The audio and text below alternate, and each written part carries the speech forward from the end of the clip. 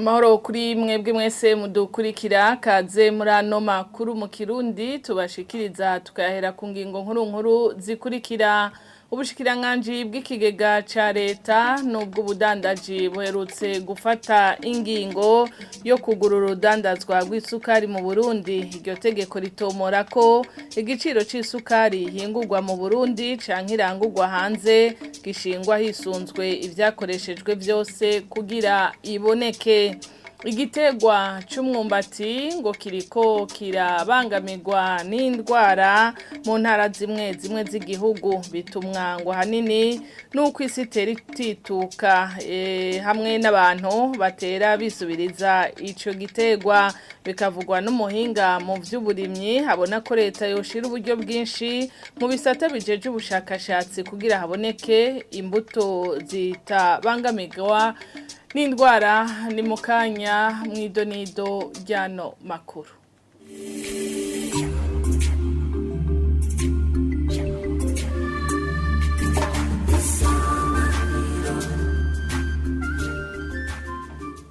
Dasubiye kubaramutsa na impejeje kwibabwira yuko hafashwe ingingo yo kugurura urudandazwa rw'isukari mu Burundi bikaba biri mu itegeko ry'ubushikiranganji bw'ikigega ca leta nubwo ubudandaji ryo kuri uyu wa kane. Ingingo ya kabiri y'iryo tegeko itomora ko igiciro c'isukari hingurwa mu Burundi canke irangurwa hanze gishingwa hisunzwe uburyo bwakoreshejwe mu kuyihingura canke ubwakoreshejwe mu kuyinjiza mu gihugu. Iryo tegeko rivuga kandi ko impusha zahawe abinjiza isukari bari barahawe uburusho zihagaritswe ngo bazobisabira impusha gushasha hisunzwe ibisabwa bizoba vyashinzwe n'ubwo bushikiranganji bubiri. Ishirahamwe Parseme gishinze gukangurira abarundi guhindura ingendo naryo ngo rirashimishwa n'iyo ngingo.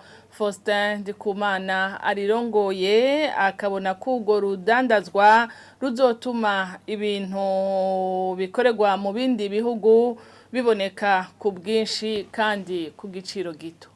Ishyirahamwe Parseme rirashimishijwe cyane n'ingingo leta yarayifashe yo kuzana umwidegemvyo mu kudandaza isukari, liberalisation mu rudandaza rw'isukari. Ni ikintu twari twarasavye, turabishimye cyane kuko ivyo bica bituma isukari ishobora kuboneka kandi hanyuma ikazoboneka ku giciro kijanye no ku isoko ingene bizoba bimeze, kuko abadandaza bashobora kuzohayanwa nabo bakayizana bayikura mu bihugu bitandukanye. Ibihugu bishobora kuba bizimbutse cyane baca bahayanwa nabo nyene kumenya izimbutsa hiri ingene bayinjiza kugira barizane vyoroshe. Urudandazwa no vy'ubutunzi no guhayanwa. Hanyuma abantu rero twahadupfa bita avantage comparatif mu butunzi, no kuvuga urudandaza rutuma ibintu bikorerwa handi canke vyimbuka handi ku giciro gito cane abandi banyagihugu b'ikindi gihugu bishobora kubashikira. Hanyuma ivyo bica bituma rero nakakagwa kuda kwihariza ibintu by'ubutunzi murazi twakunda kuvuga ngo isukari bizugiye mu minwe ya naka biguye mu minwe y'abantu bangahe ngo bazoyizana ngo bazoyinjiza biciye mu bintu by'ibiturire n'ibiki. Hanyuma abantu barekeye ngo bariko baratonda isukari bagira iki isukari ishobore kwinjira ku bwinshi.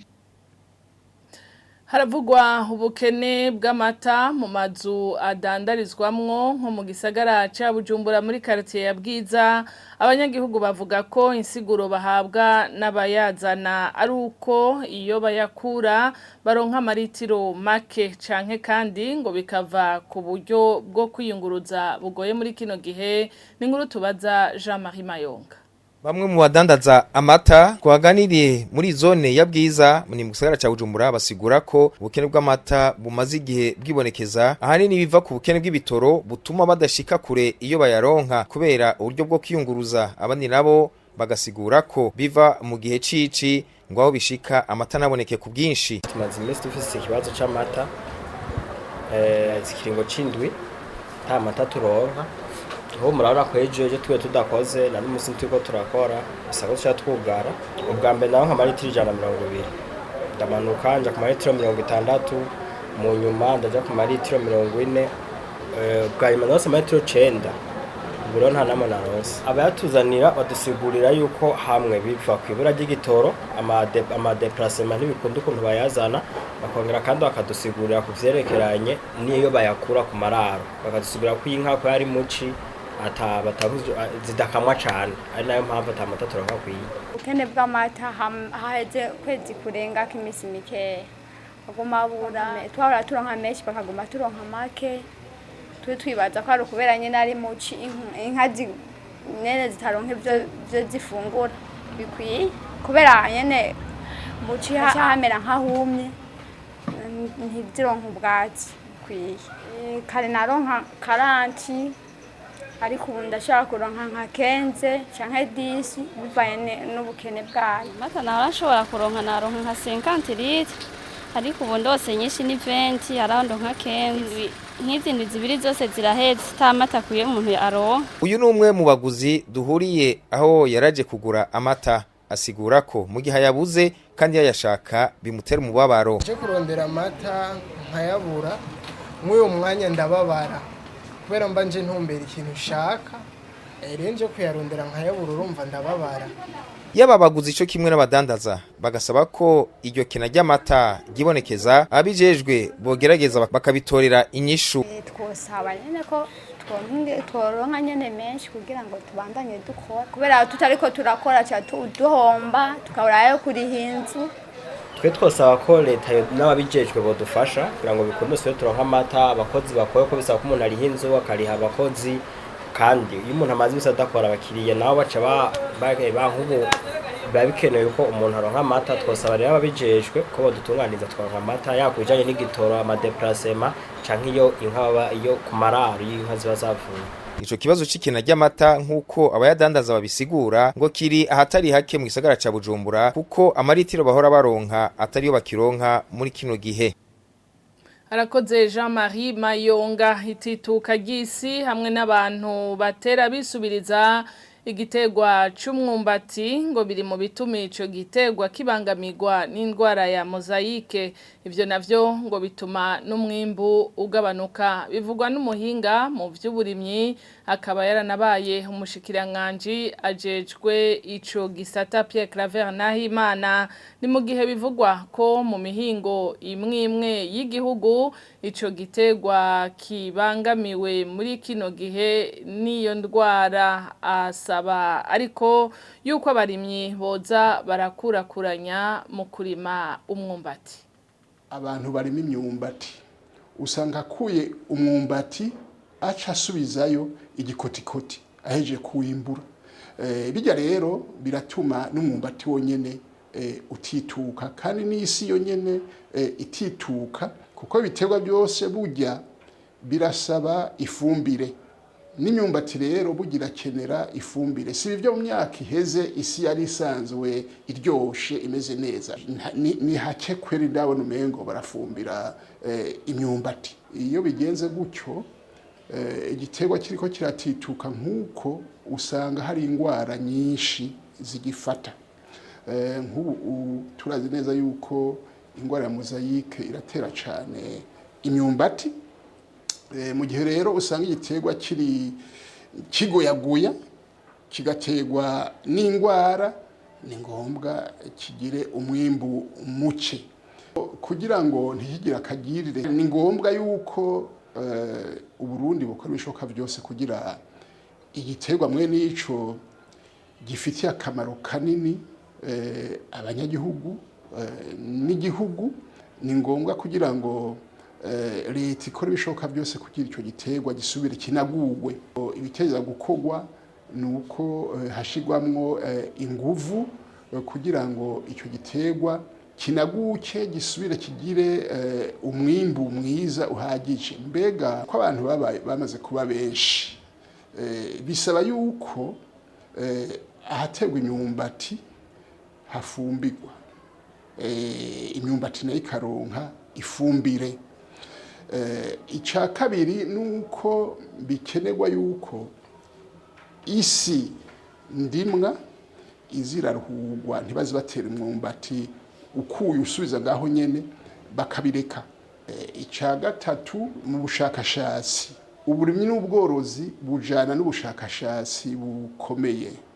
Bisaba rero yuko leta ikora ibishoboka byose kugira ngo ubushakashatsi buronke uburyo buhagije, amafaranga ahagije kugira ngo barondere bagire ubushakashatsi ku bikotikoti vy'imyumbati bishobora kurindana n'izo ngwara zitera imyumbati muri kino gihe. Mu gisata c'inkino naho ngo gukurikirana neza umunonotsi ahakaronswa n'uburyo bumufasha kwitegura bihagije ngo biri mu vyotuma abanonotsi b'abarundi bagira ishaka ku mahiganwa akomakomeye. Umwihwezo wa Celestin Mvutsebanka umuhinga mu bijanye no guteza imbere inkino afatiye ku buhinga bwerekanywe n'abaserukiye igihugu c'u Burundi mu nkino za Jeux Olympiques i Paris mu Faransa. Nubwo biruko uwo muhinga aremeza ko abanonotsi b'abarundi kandi beza bahari mu gihugu. Bikuraraba nuko abanonotsi bacu uko biteguye kose baritanga uko bashoboye bivanye n'ubu ukuntu biteguye umwanya biteguye bakerekana ibyo bashoboye, ariko barashobora kongereza mu gihe bimwe nakubwira byo bose byoshobora kuba biri hamwe ku buryo bitegura hakiri kare cyambere bagakurikiranwa n'amagara yabo, kuko navyene ukwitegura bijana no gukurikirana umubiri ukuntu ukora ukuntu ukomeye kugira umushobore kumenya ukuntu witegura neza. Hanyuma no kubaha uburyo bukwiye, uburyo no kuvuga kwiyunguruza bagiye ku myimenyerezo n'agasabune, ivyo byose biratuma bagira ishaka ryo gukora n'inguvu bakabona ko igihugu kibari inyuma. Icambere novuga ko ni inama n'ingingo ihuza abegwa n'ikibazo ca siporo mu Burundi, na cane abegwa n'ukuntu abanonotsi basohoka hanze. Aho ndavuga amafederation, ministeri hamwe na seno. Abo bantu batatu ni karahara mu ruganda ntibacura, no kuja hamwe bakagira inama y'ukuntu bashobora kubitunganya neza gusumba uko bahora babitunganya. Ica kabiri kica kijamwo hamaze kuba intunganyo, no kuvuga icijana nuko barondera uburyo bukwiye kugira bashobore gufasha abo banonotsi. Batabishoboye barafise aho badodora, hariho bamwe tanga imfashanyo bashobora nabo gufasha kugira abo banonotsi bashobore gukora bagononokewe kandi bagashobora gushika ku ntambwe itariwe. Ikibazo c'amategeko kirimwo, kuko muri iyo ntunganyo bategezwa gushiraho amategeko atuma byose babikora neza. Hari bayakoresheje neza uyufasha cyane, gusa hari gusanga hamwe bashobora kuyibagira cyangwa ugasanga hariho ibibuze muri ya mategeko bategezwa guca bayuzuriza nk'abijya bijanye n'ibyo bita texte d'application, ordonnance ministérielle zishobora kuvuga ati iki kigenda ukuntu. Ibyo byose bica bituma muri ya ntunganyo nshasha bica bigenda neza. Amakuru twabateguriye ni hano duciye tuyasozerera. Nk'abandi bashimiye mwebwe mwese mwadukurikiye, shimiye n'abagenzanje bamfashije kuyatororokanya. Mwese mugira ibihe byiza.